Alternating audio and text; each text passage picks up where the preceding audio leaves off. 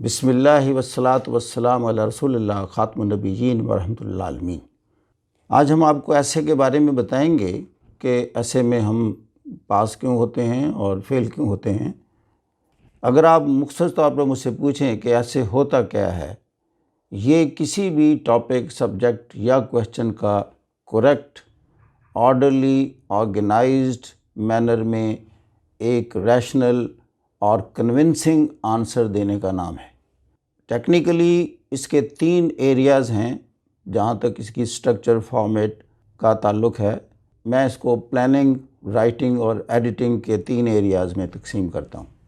سب سے پہلے پلان کرنا ہے۔ پلان سے مراد یہ ہے کہ ہم نے دیکھنا ہے کہ which topic is good for me to write an ایسے۔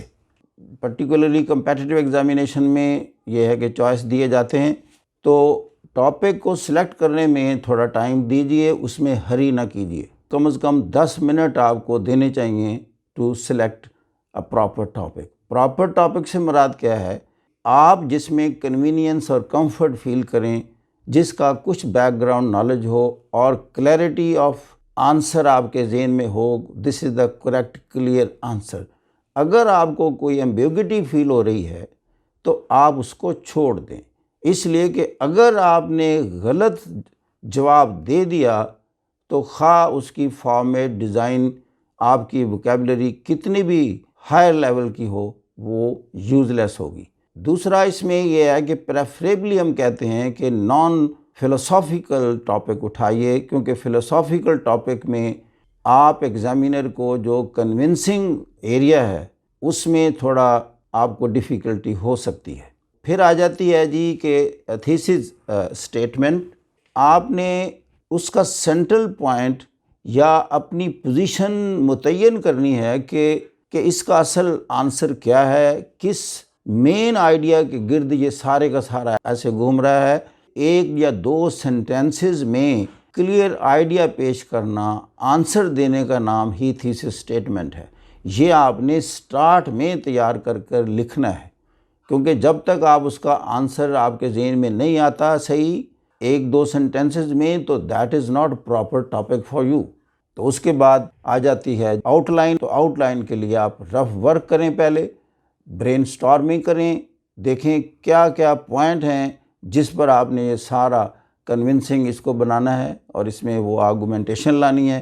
تو رف ورک کرنے کا مطلب یہ ہے، بے شک ڈس آرڈرلی ہوں ان دا بگننگ رف ورک میں، جب سارے آئیڈیاز آپ کے آ گئے پھر آپ ان کو ری ارینج کریں آرڈرلی مینر میں فیئر پیج پر، تو وہ آپ کی آؤٹ لائن بن جائے گی، اور you may take around 30 minutes for that.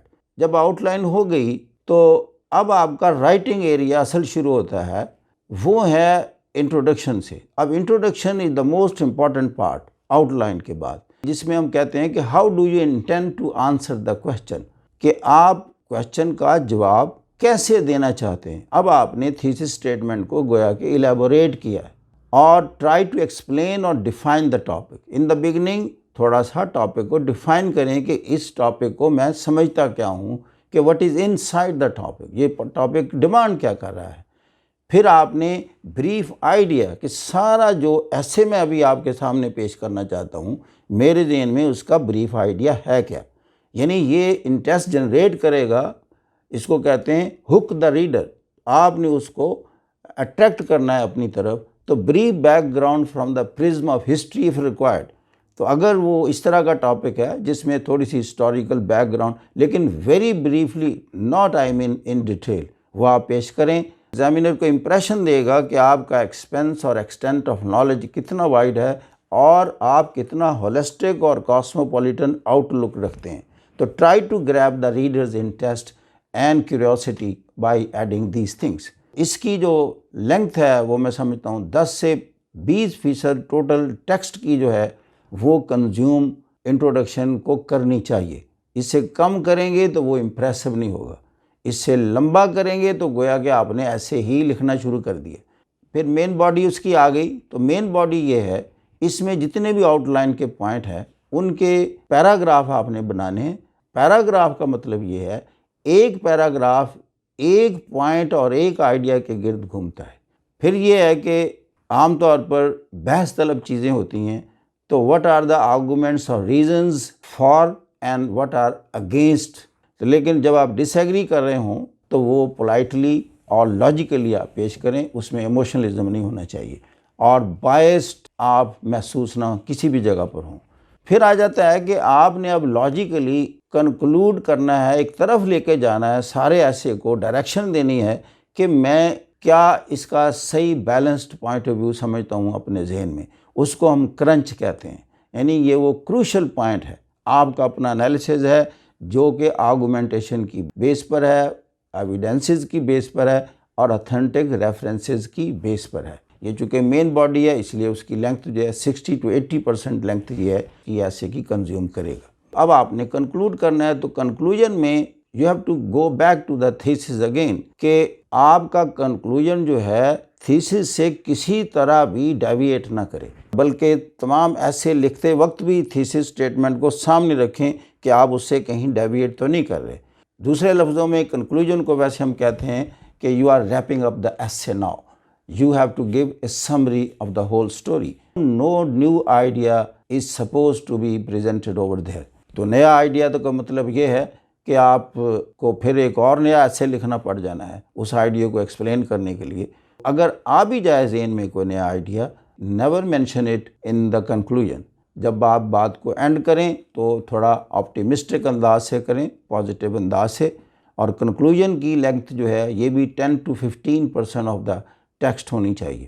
اس کے بعد آ جاتا ہے امپورٹنٹ پوائنٹ، میں کہتا ہوں کہ وہ بھی اس کے بغیر آپ کے بہت مارکس کم ہو سکتے ہیں اگر آپ نے ری وزٹ نہیں کیا، ایڈٹ نہیں کیا یا چیک نہیں کیا، دوبارہ نہ پڑھا ایسے لکھنے کے بعد۔ اس کے لیے میں کہتا ہوں کہ اگر 3 گھنٹے کا ٹوٹل ایسے ہے تو 15 منٹ اس کام کے لیے ایئر مارک کریں۔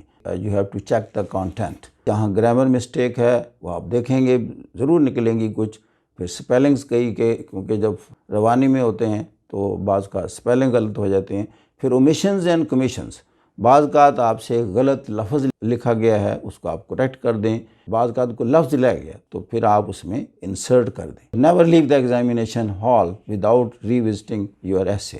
آخری چیز یہ ہے کہ کچھ ادر مین امپورٹنٹ پوائنٹ ہیں۔ پہلی تو بات یہ ہے کہ آپ کا ہینڈ رائٹنگ لیجیبل ہو، ریڈر کو پورا سمجھ آئے، خوبصورتی بناتے بناتے زیادہ وقت بھی نہ لگا دیں، اتنی جلدی بھی ہری میں نہ لکھیں کہ اس کی لیجیبلٹی ختم ہو جائے، سمجھ نہ آئے کیا لکھا ہے۔ انڈر لائن دا کی پوائنٹس، ورڈز، فریزز، یہ انڈر لائن کرنے کا مطلب ایگزامینر کو آپ بتا رہے ہیں اس چیز کو ضرور دیکھیں، اس لیے کہ لینگتھی ایسے ہے، امکانات ہوتے ہیں کہ ایگزامینر تھوڑے وقت میں آپ کو انالائز کرنا چاہتا ہے، پھر یہ ہے کہ آپ اس کو خود بتا رہے ہیں کہ میرا یہ چیز ضرور دیکھیں۔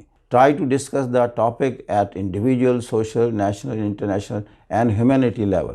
تو اگر کہیں ریکوائرمنٹ لگتی ہے، آپ فیل کرتے ہیں کہ اس کو گلوبل کانٹیکسٹ میں لے کے جانا چاہیے، تو اس کا بڑا امپریشن ہوتا ہے، اس کی ڈیمانڈ ہوتی ہے، لیکن جب آپ گلوبل کانٹیکسٹ میں بات کو لے کے جا رہے ہیں، ایک بات کا خیال رکھیں، پرو ہیومن رہیں، آپ کی لنگوسٹک، ریشیل یا جغرافیکل کسی قسم کا باعث اس سے ریفلیکٹ نہ ہو، تو بہت بیلنسڈ پرسنالٹی کی ایک ریفلیکشن ہو، میچور اسکالرلی جو اپروچ ہوتی ہے۔ یہ کچھ چیزیں تھیں آپ کے سامنے ہم پیش کرنا چاہتے۔ مجھے امید ہے کہ اگر آپ ان کو پیش نظر رکھیں اور اپنی اسٹڈی کو بڑھائیں، زیادہ سے زیادہ نالج اکٹھا کریں، دیر آر امپورٹنٹ ٹاپکس دنیا کے۔ تھینک یو ویری مچ جی، گاڈ بلیس یو۔